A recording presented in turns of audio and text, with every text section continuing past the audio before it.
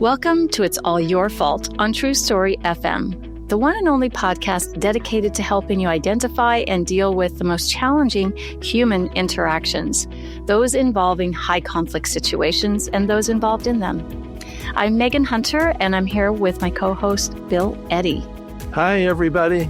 We are the co-founders of the High Conflict Institute in Arizona, where we focus on training and consulting, coaching, and educational programs and methods, all to do with high conflict.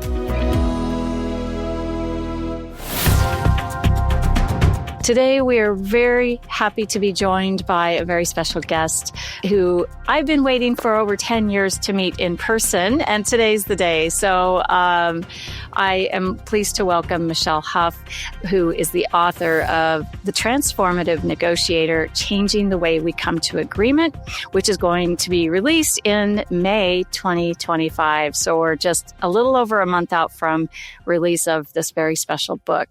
I want to share with you listeners a little bit about Michèle, and then she's going to, fill us in more about herself and the book.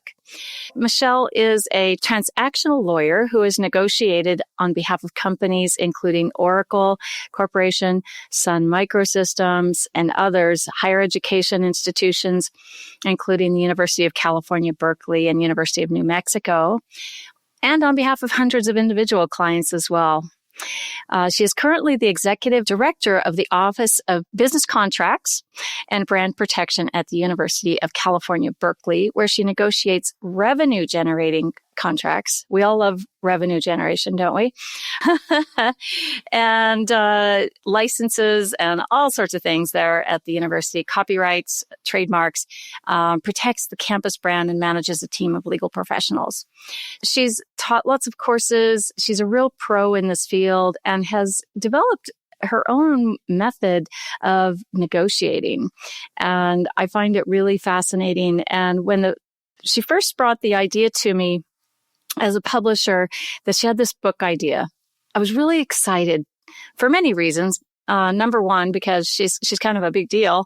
And number two, she's very much in alignment with the way we do things at High Conflict Institute and understanding humanity and doing our best to meet humanity wherever it is. So I don't know if that's a great way to state it, Michèle, or not, but welcome. Thank you for being with us. Thank you, Megan. It's wonderful to be here. And Bill. Yeah. So you're up in the Bay Area, which for our listeners outside of the U.S., can you tell a little bit more about where that is and what you do?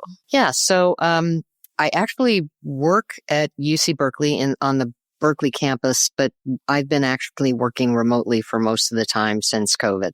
So I live in Walnut Creek, which is in the East Bay. It's just east of San Francisco over the Bay Bridge and across under the tunnel. It's actually really been wonderful not having to commute every day into an office. I'm sure there are many people who can resonate with that. It saves me a lot of time and energy that I can devote to actually working. So it's been wonderful to be able to just get up and go into my little office and get started and stop when I'm done and still have time to do other things, which is a wonderful work-life balance. Isn't that nice? Just Bill and I have both been working remotely for, close to 17, 18 years now. And my commute used to be about 30 to 45 minutes one way every day. And, you get used to it. But yeah, it's great to get to a place of, like one day I actually counted the steps between my bedroom to my desk. And the desk? It was about 60 or 90, I don't remember. And that's my commute. So it is nice. It opens some space in our life so we can have more balance. And that's really what your book is about, in a way, is bringing balance into our lives in terms of negotiation. So let's talk about the book. First, I'm interested in how you got into the field of law in the first place. And what's funny is here I am in Arizona, and you went to law school in Arizona. So we're kind of full circle right now. Yes, we are. I went to the Sandra Day O'Connor College of Law, which when I was there was just called ASU College of Law. It was actually really interesting how I got into law. I think I backed into it because I always loved law when I was a kid. My curfew wouldn't let me watch Perry Mason because it was on at 11 o'clock, but I would sneak my television under the covers and watch episodes of Perry Mason. And I just thought, I want to be a lawyer. And I had no lawyers in my family, so I didn't have a role model necessarily. Then I sort of dropped it. I was in college. I was graduating from college. I thought I wanted to be an archaeologist. And I remember very distinctly my parents were on the phone with me when we were talking about this right before I graduated. And my mother said, well, we didn't send you to college so you could go out in the desert and like dig up pots and things. And that's not why you got a college education. So you need to do something with your college education. I majored in Romance languages, so I didn't know what to do. My father then got on the phone. He said, I know, you always argue with me. Why don't you just go to law school? And I was like, oh, I really did not want to go back to school. But it sort of stuck when he said, why don't you just be a lawyer? And I took the LSAT. And then, as you said, I got into ASU and really loved the law. I'm one of the few people, if you talk to a lot of lawyers, they will tell you they did not have a good time in law school. I actually really had a wonderful, wonderful time in law school. Interesting. How about you, Bill? I did too. And I didn't go to law school to be a lawyer. I went to law school to be a mediator. And I actually discovered I liked the practice of law. And so to me, it was an exciting new universe. But I can relate to that. It was not in the plan until right before I did it. So that's a great lead up, I think, to, in many ways, bringing a more holistic approach to the practice of law, which is part of what you talk about. So over time, it seems you transitioned into finding a new path to help people in negotiation. And I imagine that came out of your own experiences negotiating contracts and anything you were in negotiation. So how did it come about? Like, I think of myself when I didn't have a very intentional career path. I majored in business because I didn't know what else to do. And then I got a job doing child support for a county attorney in Nebraska, a little tiny office. And I think it was there that I fell in love with bringing people to agreement. And I think some of us just naturally have that in us. And obviously you do. So what was it that took you down that path? Yeah, that's a great question. Unlike you, my career was very intentional once I started in the law. And I realized in law school, I was fascinated with technology. And so I pursued sort of a path in Silicon Valley, being a technology lawyer. I started as in a litigation firm and quickly decided I did not have the killer instinct that I needed, that everybody kept telling me I needed to be a good litigator. So I thought, well, maybe I can help companies. And they didn't have a corporate practice in my firm. So I looked elsewhere. I started to look at companies.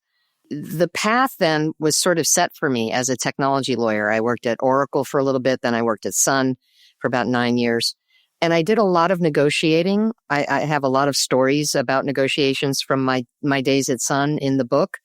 But what I realized was that I didn't want to be on that path anymore. I didn't want to be on the technology path, and I wasn't even sure I wanted to stay on the legal path. So in the middle of everything, I just semi-retired, and I moved to Taos, New Mexico, which is a wonderful place to do absolutely nothing. And that's exactly what I did. I took a lot of time for myself. I started writing. I deepened my Buddhist practice. I took a lot of trips, but I didn't do any law or technology. And I think that was the beginning of when I started to see how to bring as Bill said, the holistic aspects of negotiation into commercial interactions, right? Because a lot of negotiations are just transactional. I know that word it has a weird connotation now, but it definitely was more about sort of helping companies or helping individuals with their commercial types of needs. So one of the things that I noticed was that people kept telling me, well, you're not like other lawyers. You're different. And I kept thinking, what are they talking about? I don't understand. But as I was taking time for myself, and then as I started to write more, it felt like I was trying to write what I knew about negotiation and how my practice had changed over time to become more holistic. So in that vein, the title of the original book, the first edition, was The Transformative Negotiator, Changing How We Come to Agreement from the Inside Out. So I'm really interested, and I know our readers will be interested in learning more about that. Like, how did that come about, and what does that really mean? I think what it really means is that I felt like people viewed negotiation as something outside themselves.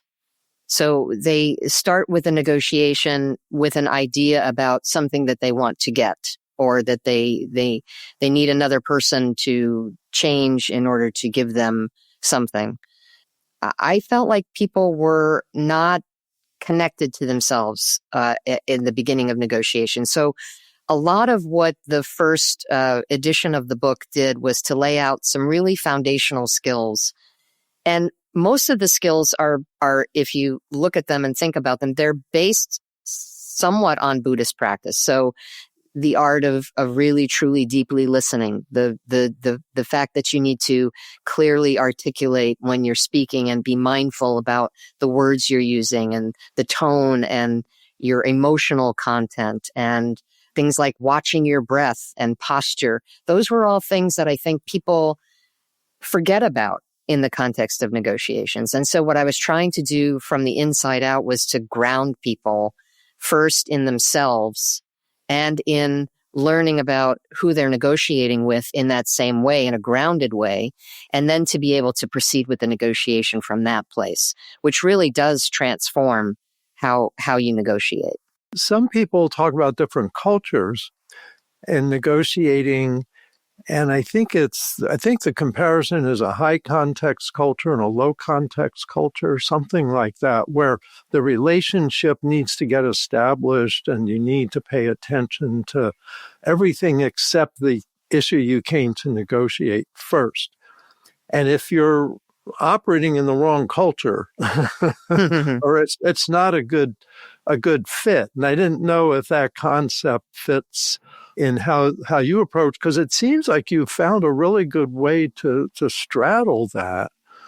Some people would say you're talking about soft skills, and they kind of put it down, poo-poo that. And yet you've been in a negotiation settings with businesses, big businesses, where everyone has a picture of hard negotiations and tough guy approach, and that soft skills just wouldn't fit in that kind of setting. So if you can say why you think it does. Let me start with your first comment, Bill, because I think you're absolutely right that there are part of understanding your negotiating partner, which is, of course, the second part of coming to agreement from the inside out. So first you ground yourself, and then you ground your negotiating partner by learning who they are and how they negotiate, right? So culture does matter. I speak in the book about going to Japan and negotiating a very high-level deal with a Japanese company on behalf of Sun Microsystems. But before they sent us out, they made us go through a class and taught us how to understand Japanese culture and the Japanese way of negotiating, the Japanese way of understanding when they say no, and to ask several times, because the first no is not the ultimate no. They taught us also about humility and how Japanese negotiators tend, of course, I'm generalizing, tend to be very humble about their skills. And on the other side, I was negotiating on behalf of a very successful high-tech company, not maybe so humble. So there were many, many opportunities to, once you find the gaps in the cultural context, I think it's much easier to narrow them, right? So one of the other things that made it very complicated was from a legal standpoint, the Japanese don't necessarily believe in contracts. They will sign a contract, but what's important to them is the relationship, not the contract. So they will agree to things in a contract that you might be thinking, why would you agree to that? That's really bad for you.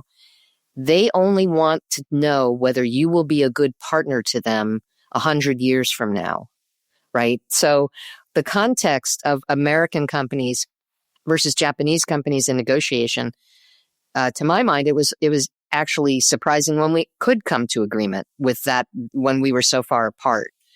But on your second point, soft skills, I talk in the book about labeling hard and soft and versus, I feel like it's difficult to convince people that these things are useful in negotiation. And I'm only speaking from my own experience. And, partly these skills allow me to see things that maybe other people don't see.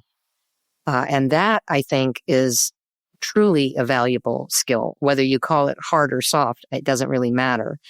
What matters is that you're really engaged and you are really observant and paying attention to more than just what's going on in the contract or the document or whatever it is that is going to represent the successful negotiation at some point. Do you see transferring the same set of skills to, say, an individual negotiating the price of a new car or something, negotiating with your spouse over where the child's going to go to kindergarten, things like that? Would the same approach apply, would you say? Yeah, I think the approach is universal. So in some way, buying a car used to be hard. It's not as hard now because everything is transparent. But in the old days, it was very hard. And I specifically wrote a chapter about a friend who wanted to go buy a car. And her instinct was just, let's just get this over with. I'll just pay whatever they want. I'll just pay whatever. And I was like, no. We don't do that. We want to make sure we're getting a good price. Now again, those were the times when, the car auto dealers were marking up their costs quite a bit. And you could, if you negotiated properly, could get the car almost at their cost, right? So that was always my plan. But I had to tell my friend / client to just let me do the talking because she just wanted to pay. I said, and not only do I need to do the talking, but you need to be patient, because the whole model of negotiation for a car in the old days was wear the customer down, put them in a little cubicle, don't let them eat anything or drink anything, keep going back to your manager to try to get approval for all these things. And then at the end, the customer finally says, fine, I'll just sign whatever you put in front of me. So I said, it's very simple. You just change the dynamic. You make the salesperson drive you around in a number of different cars. You make the salesperson invest their time and energy. And then when you're ready, they don't want to let you go and they'll keep telling you, what do I have to do to get you to take this car today? Well, I'll tell you what you have to do. You have to basically sell it to me at a fair price. So it's interesting in terms of kind of changing the dynamic. Now, I will admit I am not a parent. I do not know what a conversation between parents trying to figure out where to send their kid for kindergarten would go. But I'm assuming that, the same type of skills, the deep listening, the understanding of the position and perspective of the other person, why they're saying what they're saying. I don't think people ask why enough, but it's something I do very frequently because I think it really helps the other party. Sometimes they don't know why, and it's useful to be able to engage with them in a discussion about why are they taking this position, or why do they have an aversion to a different position. So all of these skills are useful in we negotiate every day. I think the goal of the book for me was to remind people that you don't have to be a lawyer to be a negotiator, and you don't have to, these skills are ordinary skills for everyday type of negotiations. I'm curious what you would consider or what you've experienced either in yourself in negotiating over time, and those, across the table from you, what mistakes have been made in negotiating. Ooh, that's a good one. And kind of big. It's a big one. I'll give you two examples. One example was a mistake I made early on in my career, and I do write about this in the book. I was not paying attention to the environment in a negotiation. And so I spend a lot of time in the book talking about becoming more aware of where you are, how you're feeling, what's happening in your body. I was negotiating with a European company. It was a late night negotiation. I am not good late at night. I am a morning person. It was the early days of sun, so I was still wearing my law kind of attire, even though I should have been dressed like an engineer. I couldn't change that I had to wear a suit with, hose and heels and all of that. So all of the team from Europe, there were about 6 or 7 men, all men. They all smoked. So they would go out for their smoke breaks, but they would come back smelling like smoke. We had dinner really late. All of these things started adding up, and I just felt like by 3:00 in the morning, which is when we called it, I thought it was the worst negotiation I had ever done. And my boss called me and said, "This was the best negotiation that we've ever done. I can't believe you got them to agree to all of these things." And I thought, wow, it ruined me personally. And in my, I think I slept the entire next day. I didn't even come into work.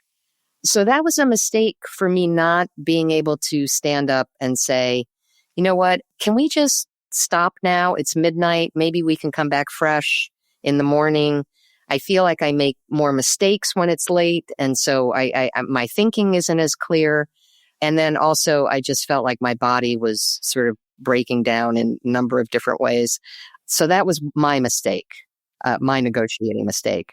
Yeah, and that makes a lot of sense. And you wouldn't know that if you hadn't had the experience. I've had a similar experience just kind of recently where there was a kind of an urgent matter that came up just a few minutes before I was going to help some parties facilitate an agreement. And so that was on my mind. There was this pressure that I needed to go help someone else, and they were waiting for me. And it was, kind of a critical thing. It's tough to push a negotiation or mediation more quickly than the parties are ready to do. I learned too, maybe you just call it and say, let's wait for another day, even if it's an inconvenience for some. So yeah, interesting. Bill, what's your take on that? I mean, what we teach at High Conflict Institute is we're training professionals how to deal with the more challenging parties in a mediation or really any type of coming to agreement. So in your experience, what's the positioning like of the parties? What's the best environment for maybe a high conflict situation? I like what Michèle's saying. And in many ways, I think in most negotiations, and certainly as a mediator, helping people mediate, I try to create an environment where people will feel more relaxed, more connected. And that's a word I really like in your book. And I know you started off like your first chapter with that. And so I really think the connecting piece, that you have to put more effort into it with high conflict people, that they see the world as adversarial and all relationships as adversarial, to some more severe for some, less so for others, but to kind of reassure them that my role is not to decide or take sides, having to work harder at that. So I think in many ways, in mediating and negotiating high conflict, we have to put extra effort into that. And something I'm getting out of what Michèle's saying is do that with everybody. And since we don't try to diagnose who we're dealing with, if we notice difficult behavior, we do more empathy, attention, and respect, things like that. So I think it's along the same lines, but it also leads into a question, there's the small percent of high conflict people who were unable to calm and kind of create a softer environment and a more empathetic environment. And they see negotiations or transactions as win-lose, no matter what, and I'm going to win. Whereas I think we look at things as win-win, and our goal is to create an environment for win-win. But what do you do with the person who's absolutely committed to win-lose? To me, that's not transactional. That's dominance. And that's like the bullies that I write about most recently, is what do you do with the bullies who are just unwilling and probably unable to have empathy, to really want to just not want to care about your needs and wants? It's a question I have not answered. Yeah. I'm not sure there is an answer for that question, Bill. I mean, I think you're absolutely right. There are people who they're stuck in a paradigm. And unless you can help them see that they're stuck in that paradigm and maybe move them from that even slightly. And it's not easy. It's clear that it's coming from a different place. So it's not, what always fascinates me so much is that it's not always about the subject of the negotiation or the mediation. So you're in there for a particular reason, but what the person is how the person is feeling, or whether they're feeling defensive or bullyish or whatever they're posturing is coming from a different place, usually. Now, we're not therapists. I'm not a therapist. So it's difficult to, in the moment, to be able to say, you really have some issues you need to work. You shouldn't even be in this mediation right now because you've got some underlying things that then you can come. But we do that though as mediators, don't we? We set the stage and say, if you can't follow these basic rules about civility and giving the other party a chance to speak and really listening and deeply listening, and then having your chance to speak while the other party is deeply, if we don't set the stage for that openness and mutuality, if one of the parties or any of the parties can't agree to those terms, they shouldn't be in the mediation, right? I mean, you almost like Megan said, there has to be a place where you say, we can't move forward if this is the behavior that you're going to exhibit, right? You probably won't change them, but you also don't have to enable them to be the bully in the context of mediation or negotiation. I totally agree. It's reassuring because it fits my experience. And when I have had to set limits, because at a certain point in my mind, it shifts into setting limits and imposing consequences like, I cannot work with you two in the same room. You're going to have to talk to lawyers, have your lawyers call each other and help you negotiate this at a bit more of a distance, because it appears to me that they're unable. It's not so much unwilling, but people that are unable to listen, to sit still. I've had people storm out of mediations saying to the other party, if you even just think that way, then there's no way I can agree with you, and storm out of the room. It's like, I keep telling people, we can't control what people think. What matters is what they do. Let's negotiate what people do. We can't negotiate what people think.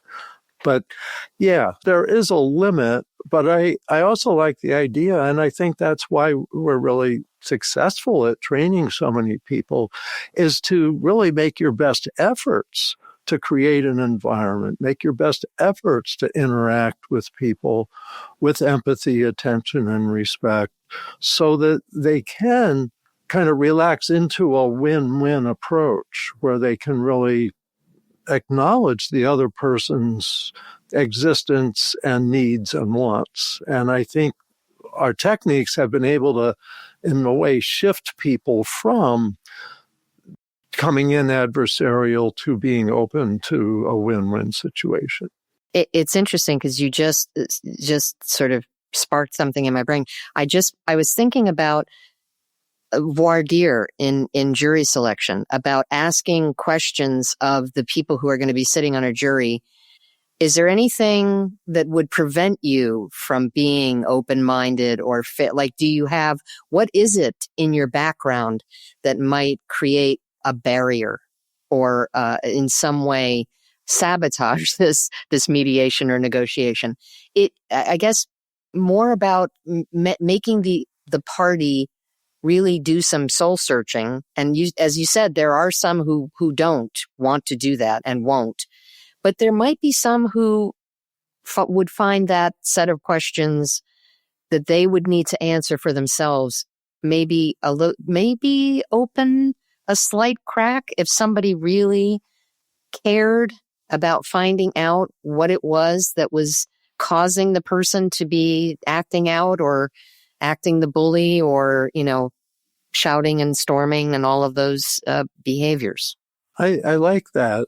And I think I agree. And it makes me think about what I learned to do, was taught to do maybe 10, 12 years ago in terms of pre-mediation meeting with each party in potential domestic violence cases. And in divorce cases, eventually learning we should really do the pre-screening for violence in all of our divorce mediation cases.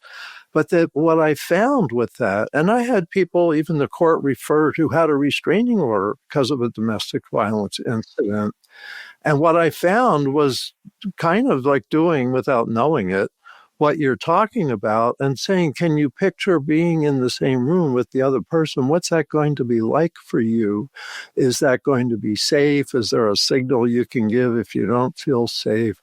Should we do shuttle mediation? And I'll go back and forth between rooms or breakout rooms on Zoom. And I think by walking people through, they didn't feel understood, and then they felt understood. It's like, this is why I reacted. I was tired, this, and that, and this is why I reacted. And I can empathize with them. Usually easier not in front of the other person because they resent that, but I can help calm them and help them look at, what some of their proposals might be, so that dealing with each other, they can negotiate, whether it's in person or a shuttle situation. So I like that. And it's interesting because I think that really fits. People think of like domestic violence as evil people and the behavior is terrible, but there's real people behind it. And in divorce cases, they're going to have to deal with, they have kids together. And so helping them kind of get in the same direction, which of course is a chance for me to put in a plug for our New Ways for Families skills training, because we train both parents in the same set of skills so that they can negotiate and communicate.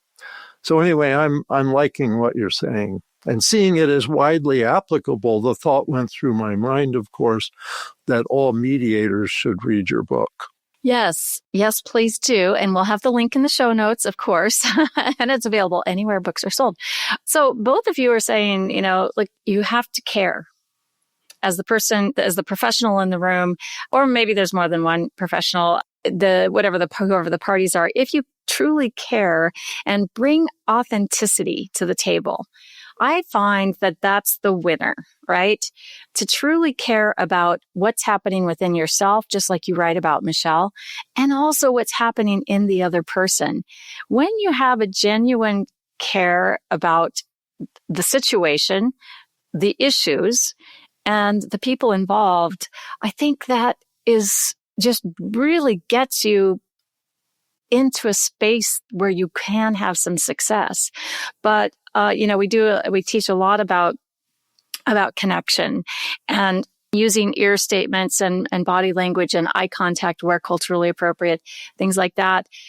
People go away and kind of try to practice these skills in their mediations and negotiations and just their conversations. And they will use ear statements, something like, tell me more. They come back and they say, well, it really didn't work. And I say, well, how did you say it? Did you say, tell me more? Or did you say, hey, tell me more? And that's the difference. It shows that care and concern, and it's the human connection. I think that human connection is so much of leading to the success. And I think that's really, if we nutshelled your book, that's it. It's compassion, it's humanity, it's empathy, and it's human connection to lead into agreements. Yeah, I mean, I think that's absolutely right. And I think one of the things that is so concerning is that people have tended the very difficult conflicts that we deal with sort of on a macro level. There's an element of dehumanizing that happens. And so, in the course of a normal negotiation, you don't probably feel that, maybe more so in the high conflict situations. But basically, it feels like we've gotten to a place where there's dehumanizing and also the incredible sort of polarization of if you're not with me, you're against me.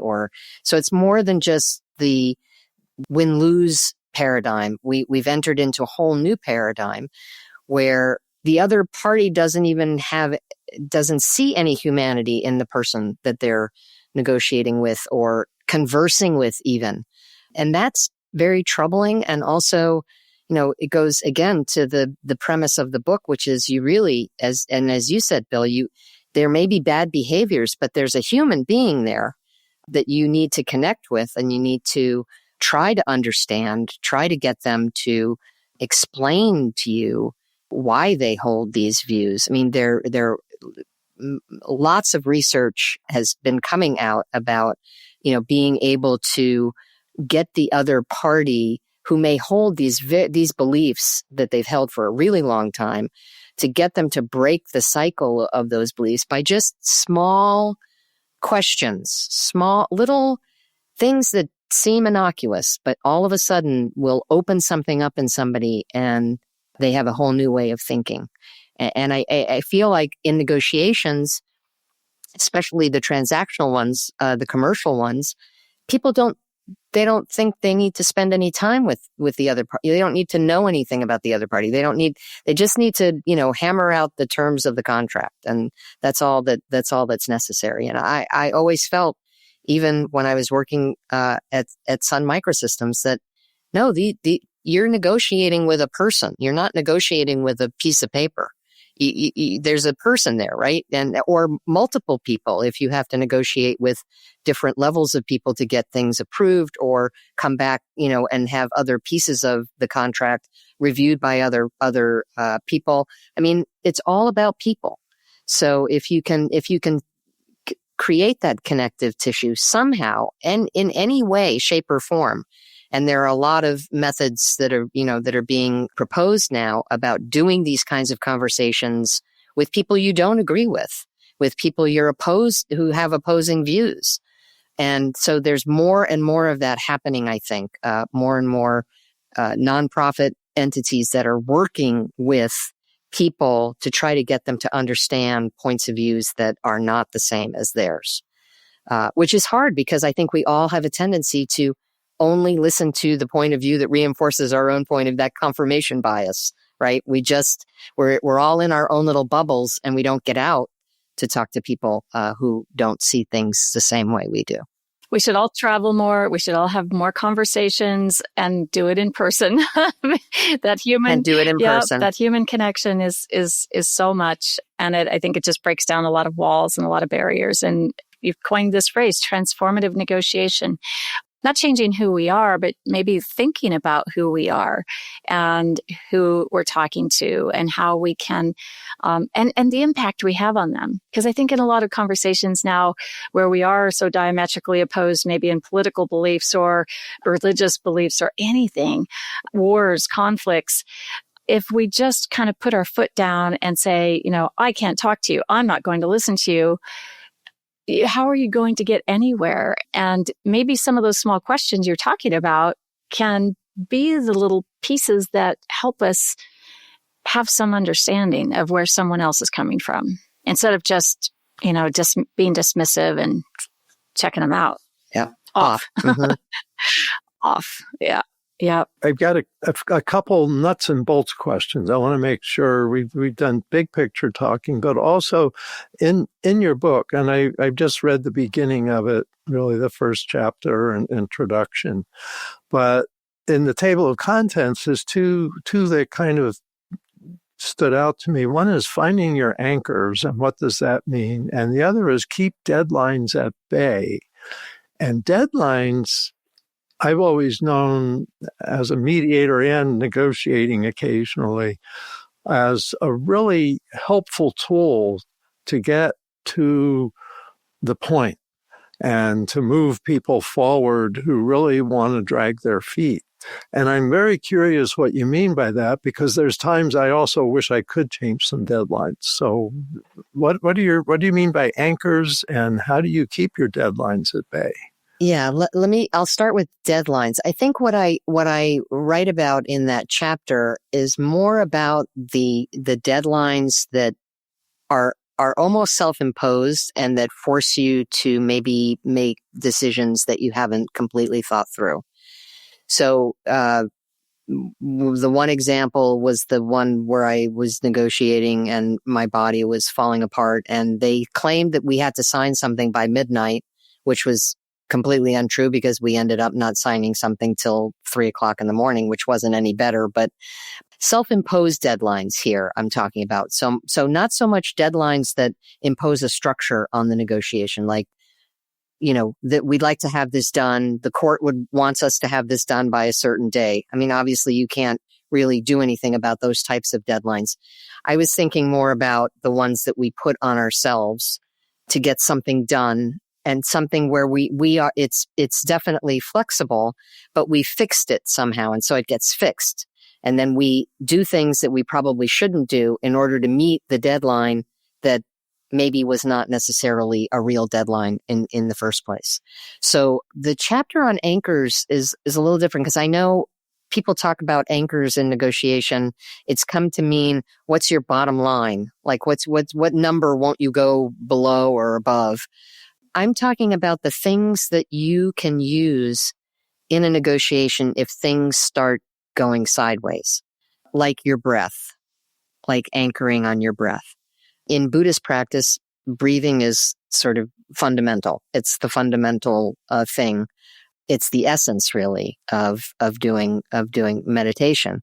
And so it's always helped me to be able to use the breath at times when maybe I feel like I'm getting a little out of control and I don't want to respond out of anger, or I don't want to raise my voice, which is very difficult for me because I grew up in a family where we were all very loud and sitting at the dining room table talking over each other. And so my raised voice is just almost normal.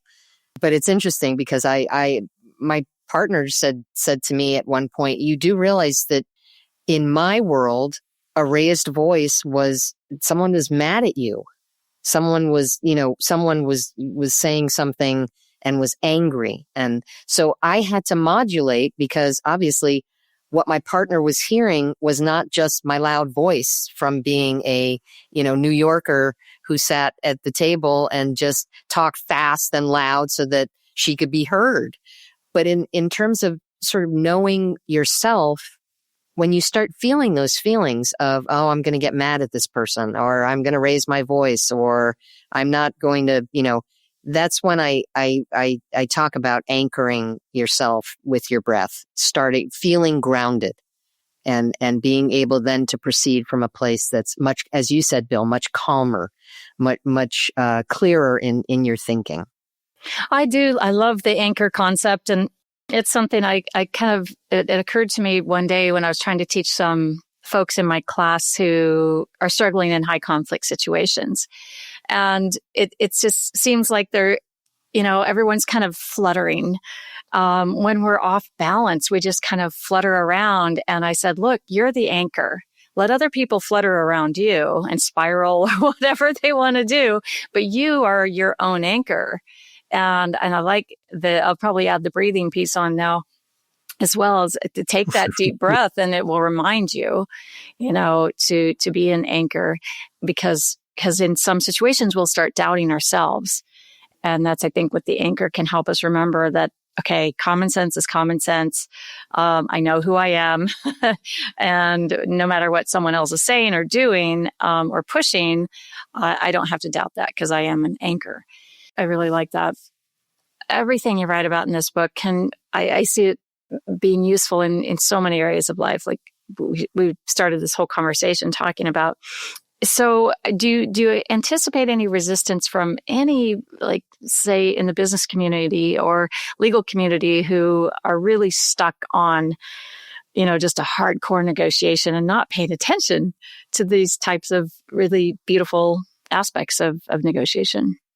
It's interesting because I think what I point to for those hardliners is what my experiences with what happens when the hardline negotiate. Have been several situations where I was sort of a mediator in one case for two parties who were trying to come to agreement. One was my client, sort of. They were my client. So I was trying to facilitate a deal between my client and a company in Denver, Colorado. And my client was a French technology company. And so they're back to the cultural context, Bill, very different cultural context there. But what was more interesting to me was at the end of the negotiation, it was very contentious. So we really went back and forth. The other side did not want to give in. My client finally accepted a contract that I thought was incredibly one-sided. We didn't really accomplish what I had hoped to accomplish for my client. So we took a step back. I said, can we just have a conference, just us? And I said to them, I just want you to know that I don't do this often, but I'm going to advise you not to sign this contract. I know we spent 7 months negotiating it. I know it was really hard. I know you need a U.S. company to get your business kickstarted, but I just don't feel like this is the right company. And I had been dropping little hints all along about the other party's behavior, right? What were they doing as opposed to what they were saying and what they were. And I said, I feel like you're going to have difficulty. This contract is going to be almost impossible for you to live up to these terms. It's going to be, and they have shown themselves to be very demanding. Well, my clients said, don't worry, that's just posturing. That's just hardline negotiation. That's what we all do.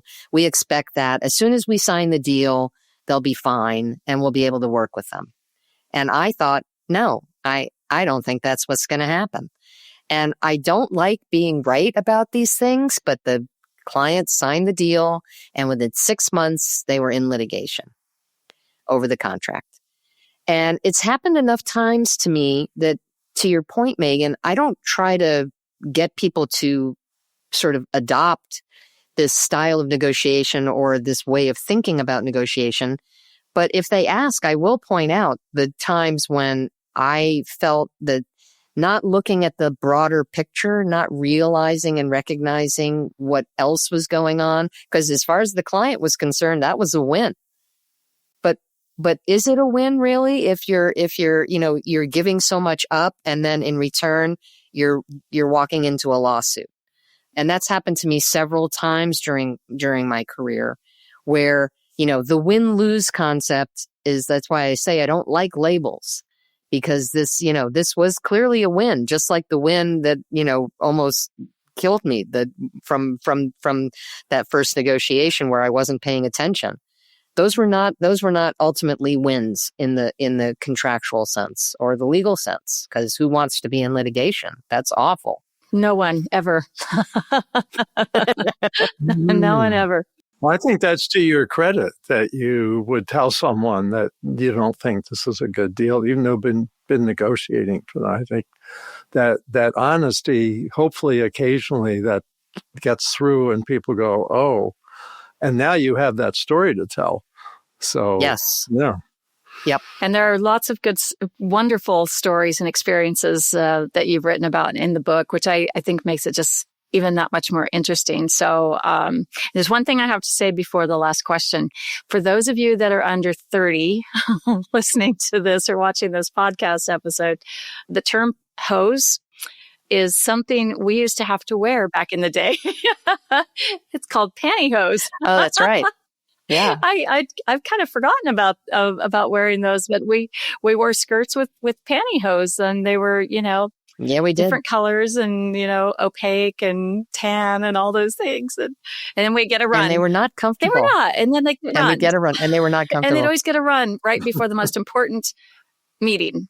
Of course. Every time. Yeah. It was hard to be us back then. So anyway, well, one of my favorite parts of the book is the dedication you wrote, and I'd like to read that. I dedicate this book to my father, Paul Huff, who started me in the deep end of the pool to teach me to be fearless, and to my grandmother, Bertha Barron, hopefully I've said that correctly, whose love and unconditional acceptance kept me afloat long after that first swim lesson. So it sounds like you've had some pretty special people in your life who led you to become, who you are as a person and in your career and how you help others, and now expanding that help with the writing of this book. So anything to add about those special people in your life? Yeah, there are so many special people. It's difficult. And a lot of what I realize is, my father, obviously, I learned so much from him, and mostly I learned how to be independent, how to take care of myself. And it's actually, I also credit my father. He was an avid reader. He read so much all the time. Our bookshelves were filled with books. And I think that's where I learned my love of reading also. I just would go to the bookshelves as I got older in my teenage years and just pick something. And he had all kinds of books about all different types of subjects, including on Buddhism, which is where I first learned and read about Buddhist thought. So that my dad definitely, and of course the swim lesson really was, I said, "Were you going to come in?" And I think I was 6 or 7. I mean, I wasn't that old, but I wasn't terribly young. But he said, "No, just jump in." And then he literally threw me into the deep end, and then he said, "Just swim." And I was like, "What? No, what do you mean?" I mean, I'm doggy paddling all the way to the other side, and I get there, I'm breathing hard, I'm wet, but I made it. So I learned a lesson from that. My grandmother was someone who I was very close to, and always just so incredibly supportive. She was a Holocaust survivor who came to this country with my mother as a young child. They were in hiding in the south of France during the war. And I learned so much resilience from my grandmother, and also just felt incredibly seen by her. And that's something that, when it's happening, and you really appreciate it, because it doesn't happen all the time. Even in families, it doesn't happen all the time. Right. And I think that's very special, because being seen by her obviously has informed what you do and who you've become. Absolutely. Right? And seeing that person across the table. So I love that. I really do. Well, thank you so much for joining us, Michèle. This has been a true pleasure. Listeners, thank you for taking the time with us today. I know you've enjoyed listening to Michèle, and I encourage you to go out and buy her book, whether you're a negotiator or not, because you are. Everyone's a negotiator in some way. My little grandson's a master negotiator, and he's 5. So we'll put the link to the book in the show notes. It'll be available in print copy, paperback, and digital, and maybe audio at some point. So don't wait to order it. You can order it now, even though it doesn't come out till May 7th. So please do that.